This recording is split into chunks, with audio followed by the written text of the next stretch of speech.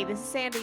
And Randy. And we're here on AT Corner. Being an athletic trainer comes with ups and downs, and we're here to showcase them all. Join us as we share our world in sports medicine. Welcome back to another episode of AT Corner. We have a story episode this week. We do, and this time we are talking about times that we've made mistakes. Oh, yes. This is a time to reflect, and we could probably laugh about the mistakes we've made now, but at the moment, probably not. Well, and learn from other people's mistakes. That is the best way to learn. I believe we were talking to Joe when he said the best teacher is failure. Such a hard lesson, though. Oh, big time.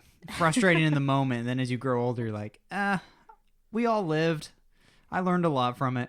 So I hope you guys don't do any of these, but first I want to give a big thank you to all the people who owned up to the mistakes and actually sent in stories this week. We have a lot of anonymous, which is absolutely amazing, and we also have some people who we're actually going to name.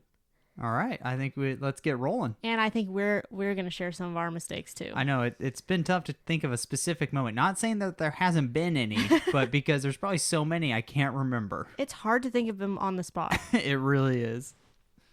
So our first one is from Emily M. She said, I lost an AED. That is expensive. That is an expensive mistake for sure. So, story goes, it was raining that day, and it takes me about a minute to a minute and a half to get inside my office where the closest AED is. I thought it was a good idea to have it with me, of course, so I put it in a trash bag and brought it out to the field. Next thing I know, I have a concussion I need to eval, so I took him inside, and then another concussion eval who I took inside to do their Scat 5. So, of course, back-to-back concussions. Oh, yeah. That's how it goes, right? Typical. I have a story about that, too. By the time I was done with the second one and finished talking to the parents once practice was over, everyone was inside, and it completely slipped my mind that the AED was still out there. In a trash bag, mind you. Of course. I realized at about 8:30 p.m. that night, so I texted my football coach, who is a PE teacher, and asked him to look first thing in the morning since I don't get there till the afternoon. I think the worst part is, like you said, trash bag. Yeah, trash bag. Yep. So, nothing. It was gone. I told my AD, who went dumpster diving for me to see if anyone had thrown it out. Wow, the best. Yes, I was going to say, that is a team effort right there. And an email, oh my gosh, an email went out to the whole school. Still nothing. I stayed after practice to talk to the rec soccer league that comes in after our practices finish, and they sent out an email to all of their teams to see if anyone had it. Oh my goodness. There's a lot of emails being sent about this. Honestly, this is the ultimate goose chase. Yes. The next day, I came back, and someone had brought it back to the bench right where I left it. It was some of the most terrifying 48 or 72 hours of my life, especially since I'd only been at the school for like 2 months. Oh, yeah, that's rough. So, like, new job. Yeah, that's a rough start. Our thought is that a parent from the travel team took it trying to be helpful and brought it back once the email from the league was sent out, but also totally could have been a kid curious and then realized it couldn't do much for them. I was talking to her afterward, and I was like, could you imagine if like a kid just took an AD and opened it and starts talking to them? Oh, it'd probably scare the hell out of them. Oh, yeah. So she was like, especially when it tells them to call 911. Oh, yeah. So I actually have, that reminded me of an expensive mistake because of, it was probably more laziness than anything. It was after a track meet, we were coming back home. It was late. I think it was the end of the season, so we didn't really need the portable table anytime soon. And I didn't want to lug it back to the athletic training room because where we would get dropped off by the bus was more by the track team room. So I was like, I'll just leave the table in the team room. Forgot about it. And then maybe a couple months later, I was like, oh, we're missing a table. And I thought, I was like, oh, I know where it is. So I went to the team room. Gone. Who would take a table? Not only was it gone, the case was left behind. Oh, dang. So someone took this table. Dang. To this day, I don't know what happened to the table. Did you own up to it? Not right away. Because I figured someone else might have had it. Like, oh, maybe someone else grabbed it. Like, I don't know. Oh, man. Yep. That's a bummer. Oh, yeah. I don't think I knew that story, That's actually. a real bummer. I didn't know that story. See? Always full of surprises here. You know one of my mistake stories. You were part of it. Yes, that's true. I don't think I've ever left anything behind. Actually, I didn't leave anything behind, but remember when you were responding to the seizure kid? Oh, yeah. And the EMTs left behind all of their medical supplies? We should have kept their bag. That was on them.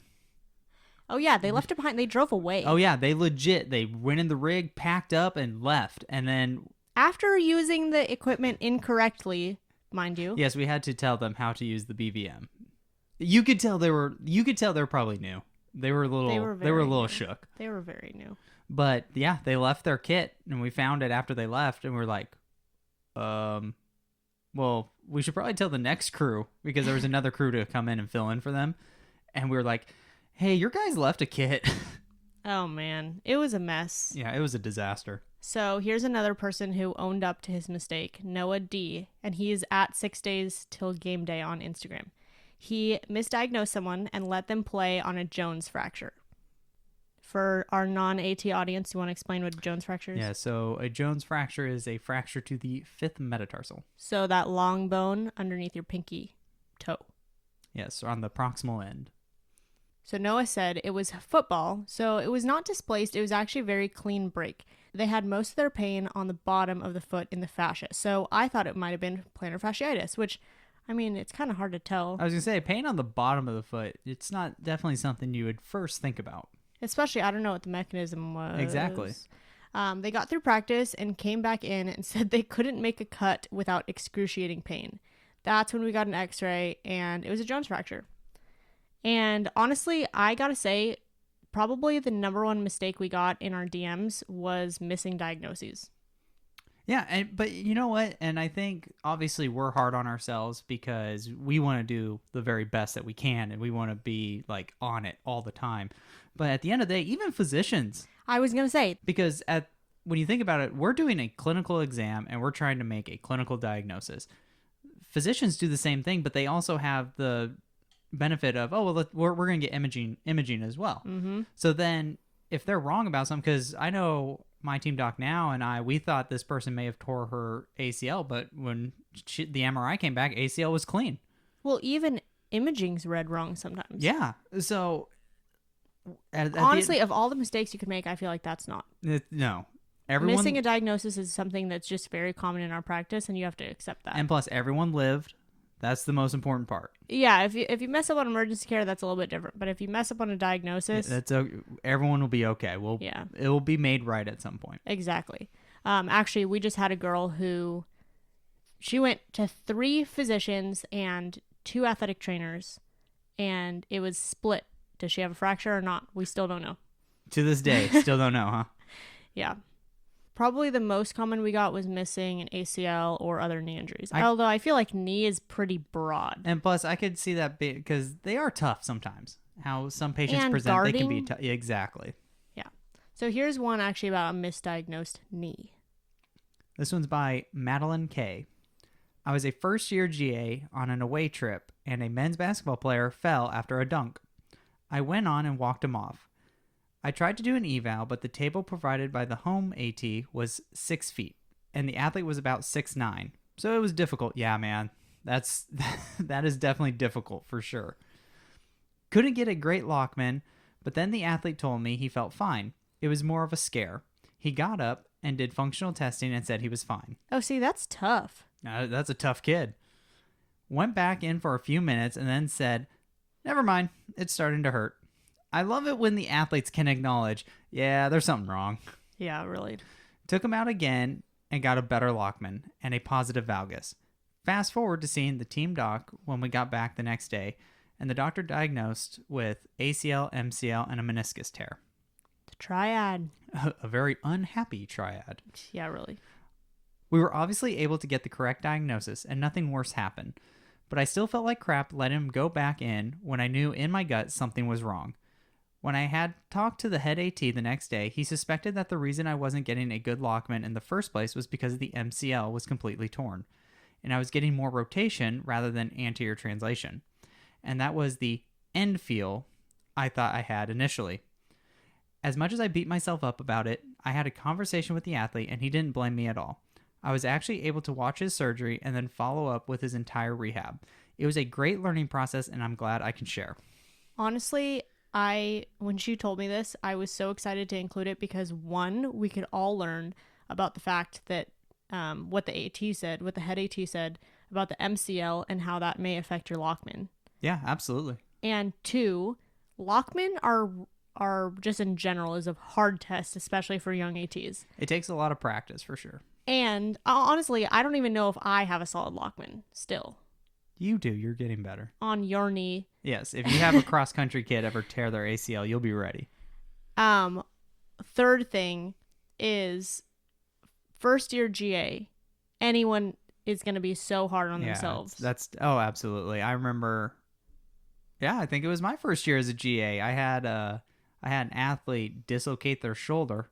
Again, I worked track, so you're not really expecting this from a sprinting athlete, but he did it anyways, and I couldn't get it back in. So we went back to the athletic training room. I grabbed the baseball AT to help me out because I told him I couldn't get it back in, so I wanted to see if he can help me. And he didn't do anything, groundbreaking, right? He just, talked to the athlete, got him to relax. I believe we just had him hold a weight while he was laying on the table, and once he kind of calmed down a little bit more, slipped right back in. Yeah, that can be definitely scary if that's like your first experience with that. I think it was more frustrating because I was like, I know I can do it. Yes, I wanted to get it in. I could have done this. You know the best part about the story? I mean, this story, I think we could be done after this. I love this story. I think the best part about this story is that she talked it over with the athlete and he didn't blame her. That is huge. Yeah, absolutely. I mean, if you think about it, you are so hard on yourself, but if you look at on the outside, what is actually going on from the people who are also involved? Yeah. Are they blaming you? Should you be blaming yourself? That's a lot of insight. Oh, absolutely. I think this next one is actually our last missed diagnosis that we got. Okay, I'm intrigued. Go for it. So Nicole P says, I thought an athlete had just rolled his ankle and had a high ankle sprain. Turns out he broke his fibula. He ended up going to the hospital that night, thank goodness, but he was walking on it. Ended up having to have surgery and get a plate and screws to fix it. Yeah, fibulas are hard because they're non-weight bearing. Exactly. And sometimes if you think it's a ankle sprain, like depending on your clinical exam, you're kind of like, well, let's treat, because some ankle sprains, you get pretty tender all over.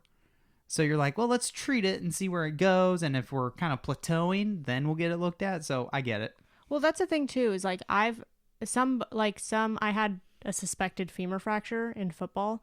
And the only thing, this kid had honestly the worst pain tolerance. Like it's the kid I was talking about before where he literally got hit or hurt every play. He ended up having a really bad quad contusion. So that was really masking my ability to palpate. I still had him get an x-ray, but fulcrum, I was able to do fulcrum and he was having pain, which he shouldn't be having pain for anyway. The thing about the fibula is you can't really do a fulcrum test on it. You're really relying on point tenderness. Oh yeah, absolutely. And mechanism. Absolutely. And it's like, it's not like he got hit right there. He rolled his ankle. Yeah. And so that probably wouldn't have been my initial thought either.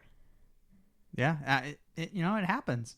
And you know what? So I asked her actually, do you remember why he went to the hospital?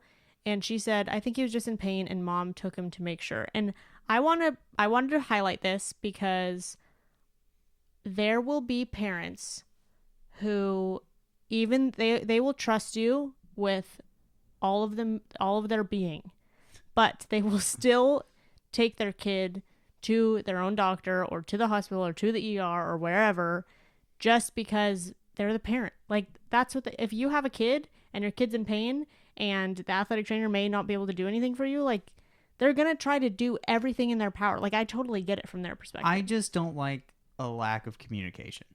Like if you're going to do that, just let me know. Because like I've had it where, I mean, obviously I don't work with parents, so I'm not dealing with that. But like I've had athletes who are like, oh, go see their own doctor and like do this and that. And then they'll come tell me and I'm like, why didn't you let me know? Like, just let me know that that's what you want to do. Like, I'm not going to tell you, no, you can't go see your doctor. Absolutely. If you want to go see your doctor, that's fine. Because a lot of times, at least for when you're talking about collegiate athletics, is our insurance is trying to cover some things. And if you go do your own thing and generate a bill, that literally makes my job harder because then I have to backtrack and try and submit that paperwork and hope that something that you shouldn't have paid for gets paid for. Yeah. Well, and the same thing too, like when the kid goes to the doctor, And because the doctor's not seeing them every day, they just tell them to rest and they're not allowed to do anything. Yeah, and once they get that call, now you have to rest because the physician said they have to rest. Not to mention, if you're going to the ER, more than likely you're not seeing someone who's sports med certified or that's their specialty.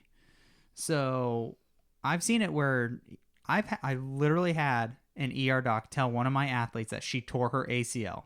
By the way, he had no bedside manner. She's in tears and he just like threw it out there. That was terrible, poor thing. And then we had our team ortho take a look at the MRI and said the ACL's fine. Well, their job is to keep you alive, not to tell you if you have an ACL tear. Exactly. So. And that's why I think it's frustrating sometimes when people are like, oh, well, I'll just go to the ER well, there might be a better option than ER. When in doubt, urgent care. Yeah, that's true. So our next one is something that I think a lot of athletic training students / early certifieds maybe would struggle with. Yes.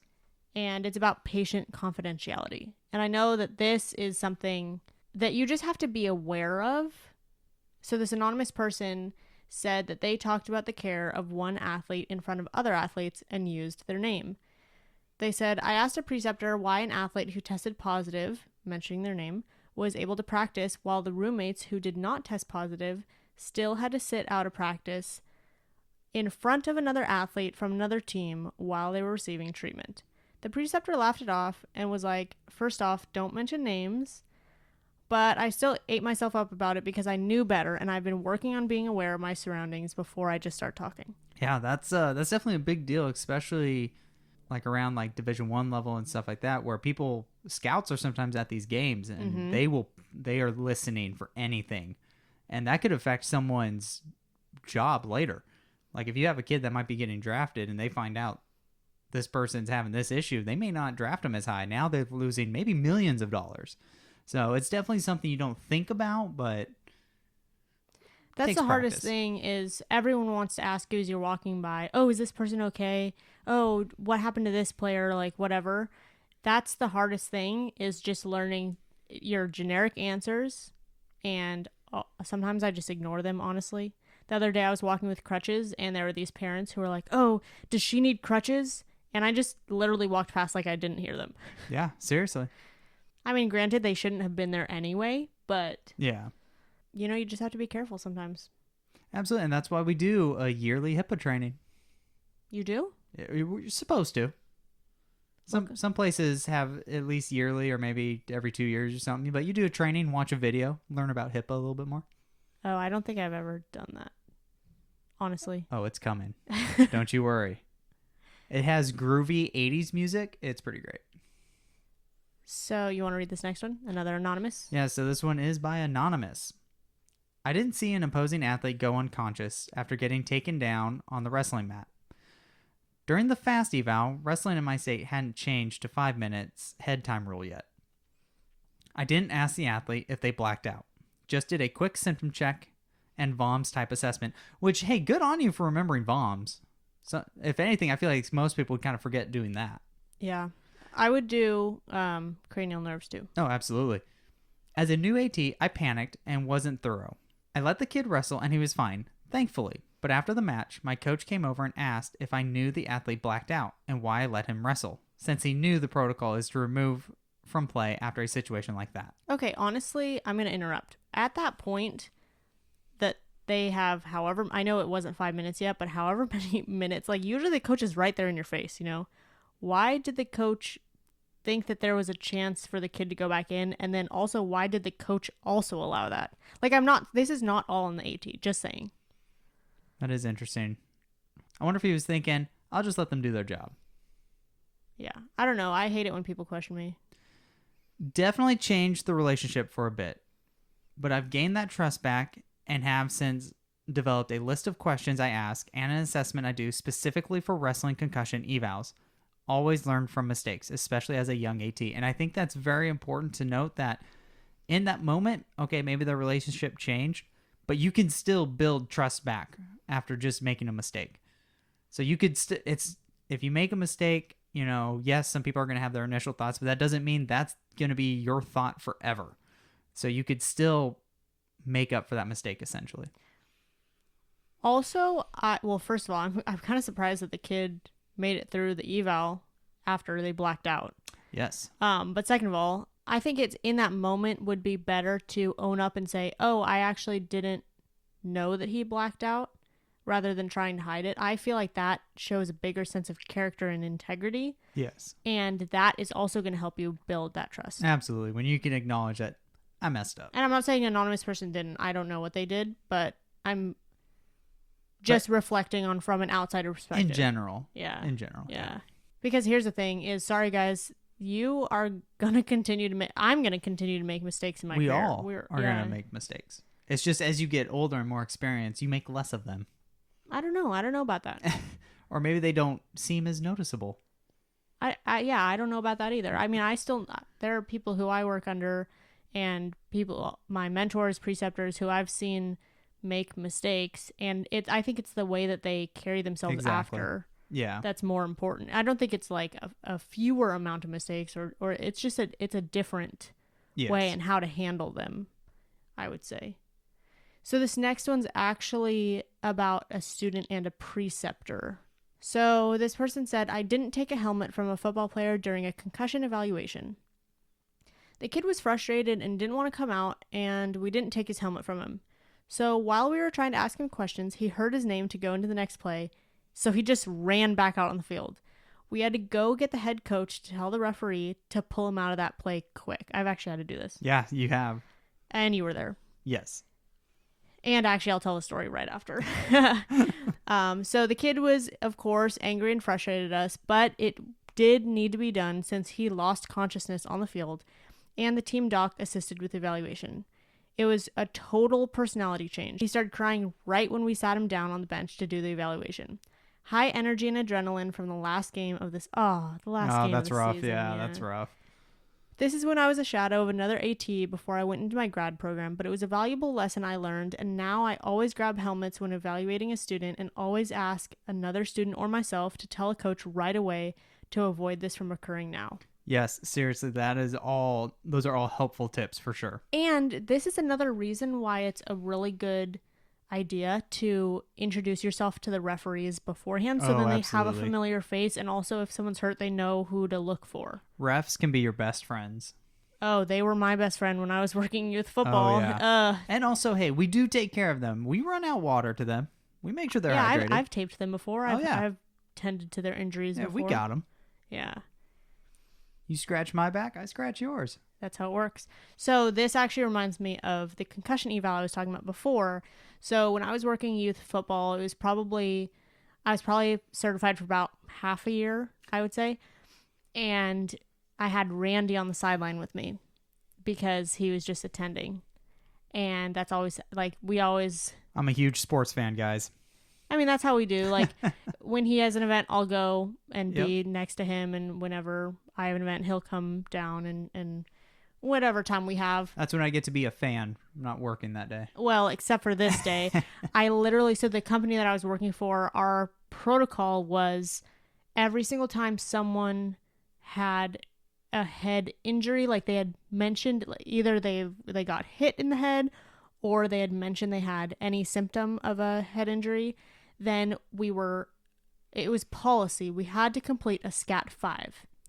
Even if I didn't believe that it was if it was a concussion, I still had to rule that out and do a concussion evaluation. So, because of this, youth football, it was a very hot day, they all had headaches. So, of course, I'm doing SCAT 5s back and forth. I'm basically on everybody. Exactly. So, there was this one athlete, and it actually coincides with the story before in two ways, because not only was I doing a SCAT 5 when another player went down on the field from the other team, which of course I was also covering, which meant I had to go all the way across to the other team on the other side of the field.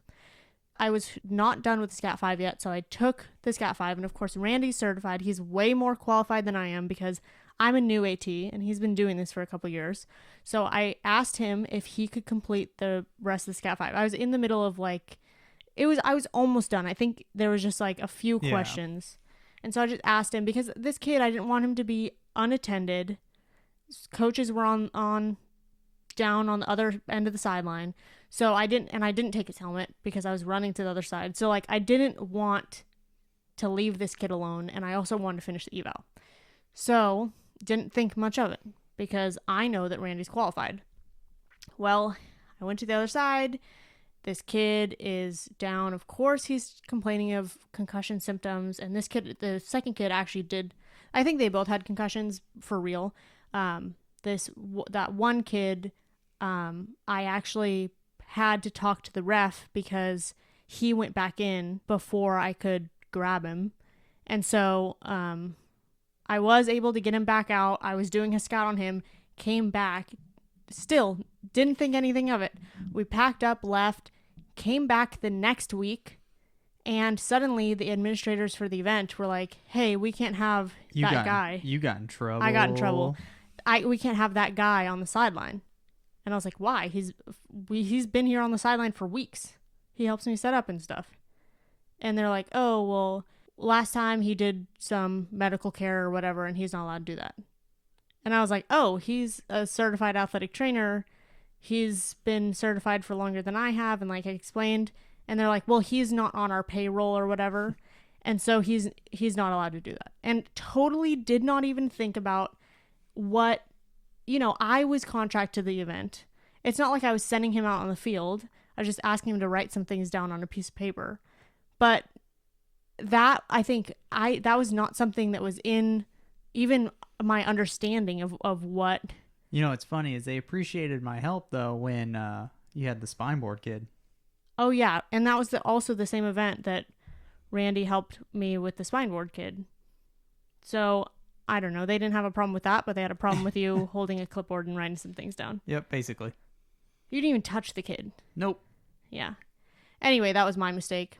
So this next one is from Maddy S, and she actually has a bit of advice for everybody. I'm almost too open with mistakes because I want to feel related to. I hope that my coworkers have done something similar or understand. And I think there's power in other people knowing so that they can help if you need it. But I try to be careful with who and how I tell.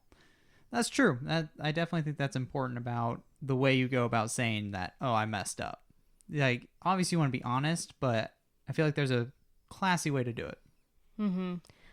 I struggle with being vulnerable. And so I know that this is something that I mean, you guys, I'm talking to a few hundred people right now and telling them I'm owning up to some of my mistakes. Yeah, absolutely. And that's like crazy. I mean, at least I'm sitting behind a microphone and not sitting looking at your guys' faces, because I feel like that'd be a lot harder. And I think, too, it goes back that I feel like the athletic training profession in general, I feel like, is very supportive. I'd say the majority of everyone's really not judgmental, and they want to be supportive. They want to help. And like, if you've messed up doing something, they want to help you learn from that mistake. This is a freaking giving profession. Like, it's a serving profession. That's what we do. Especially because everyone knows we've all messed up. We've all had those days. Yeah. So last story. Oh, this is the last one. Man, that happened quick. Do you have any more mistakes, actually, that you want to own up to? I mean, I probably have a lot more, but nothing off the top of my head. Actually, speaking to Maddie, we're going to talk about this at the end, but we always say, if this makes you think of a story, you guys, send it to us. Or post it in our Facebook group, which we'll talk about too. Yeah. We are going to hold on to them, and there might be something up our sleeve in the future. Mwahaha. I don't know why I had to do a villainous laugh for that. We were talking about how, it's really hard when we put out the call for stories. Initially, you're like, oh, I know that's happened before, but you don't think about stories until you hear other people's stories. Yes, and then it triggers you. You're like, oh, I remember this time. Yeah, exactly. So we want to hear, I know you guys are sitting in your cars right now on your way to work or wherever you're listening to this, thinking about all the mistakes that you've made. Sorry to start your day like that. But like I said, maybe now you can look back and laugh at those mistakes. So maybe it's a joyous start. Actually, Emily from the AED story, she said that she and her AD, I think, they did have a good laugh about it a few months later. I mean, you have to. You have to. So last story. This one is anonymous. This person called an ambulance after school because an athlete dislocated his shoulder. This was like 20 years ago, by the way. Okay. So just wanted to give you some context. I didn't tell administration. Ambulance and police showed up and admins didn't know why. I guess that can kind of be a little... That would be a little concerning. Yeah. Actually, that almost happened. I was working at a place where I was kind of secluded from everyone else, and all of a sudden I heard sirens. And I know there were other ATs on site, and I was like, I wonder if that is for us. That's not a good sound. It was not. They passed us, luckily. But I actually, there is one place that I've worked where we all had walkie-talkies because it's a very large area, and I was backstage, and I didn't call 911, but someone else called 911. I had the situation under control, but it was a panic attack. Someone called 911 before I had actually responded. So anyway, my coworkers were on the walkie-talkies and they heard that the sirens were going to the stage. Okay. And of course, like at that moment, I'm not going to call my coworkers and be like, "Oh, by the way, someone called 911. It wasn't me." But I'm responding to it. I'm handling it. But that's what it made me think of was, I mean, you at that moment, you don't really know what's going on. Yeah, absolutely. So this mistake that anonymous person submitted said, this mistake actually added to why I lost my job. Oh my goodness, I'm sorry. I know. So I wanted to add this in because there's actually a lot more to the story, but I wanted to add this in because we were talking about mistakes. You're always going to make mistakes. It's about how you respond to the mistake, right? So there are going to be big mistakes and there are going to be little mistakes. Prevention is always good, which is why we're telling you these stories. So then you can hopefully learn from some of these things. But this person actually, they said they had me resign instead of actually firing me. Okay. And that's the thing too, is it wasn't just that it wasn't the only reason why they let this person go, but it was part of it. This person said I actually also butt heads with the head football coach a lot, and that didn't help me at all, which is unfortunate. I know, that's terrible. Most of the parents and coaches loved me and wanted me to stay.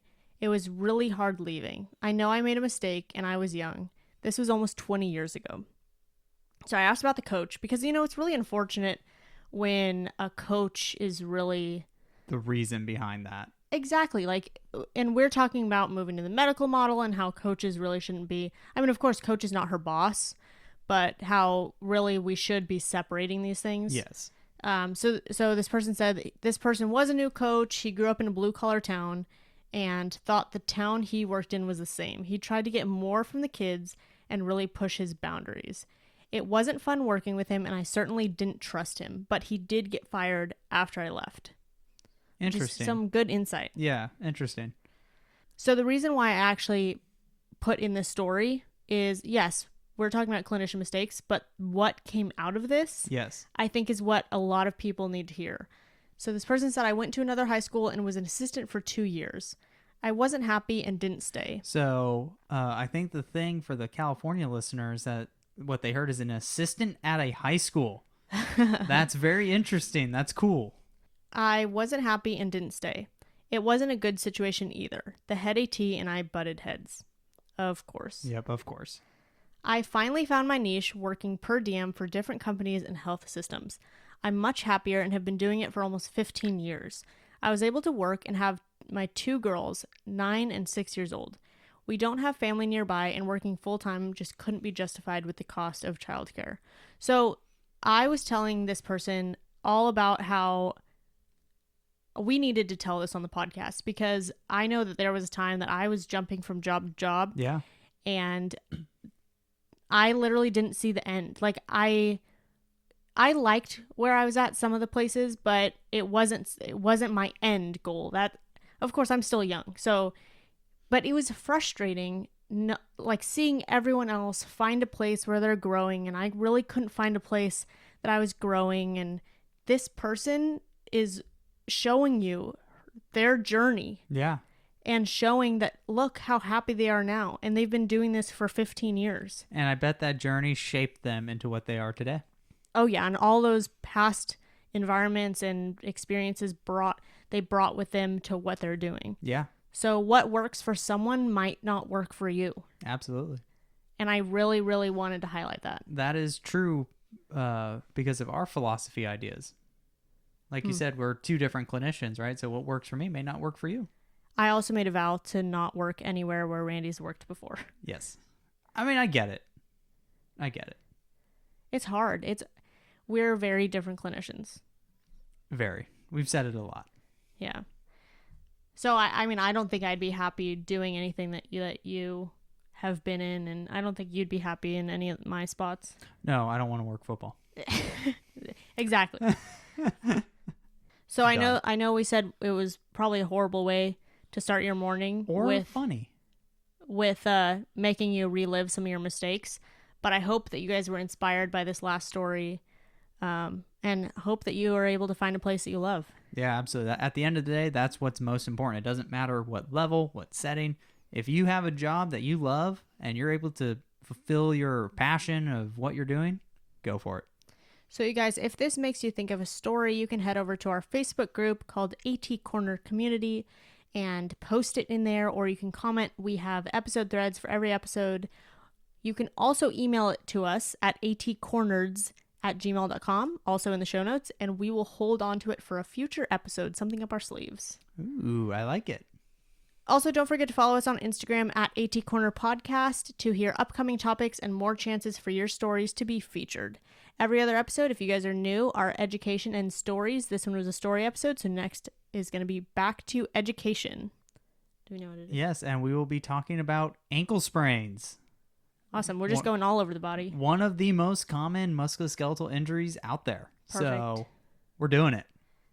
And then lastly, you guys, we haven't said this in a while, but if you can take a moment at the end of your drive, if you're listening to this in the car, to open Apple Podcasts, even if you listen on Spotify, open on Apple Podcast, click whatever 5-star, 4-star, 3-star, if you hate us, 1-star rating. And then if you are feeling extra jazzy, you can write a little few words in a review and we will share it on the show. Yes, especially if you're going to rate us low. A review would be nice so we know. What we can do better. Anyway, Randy. Thank you for helping us showcase athletic training behind the tape. Bye.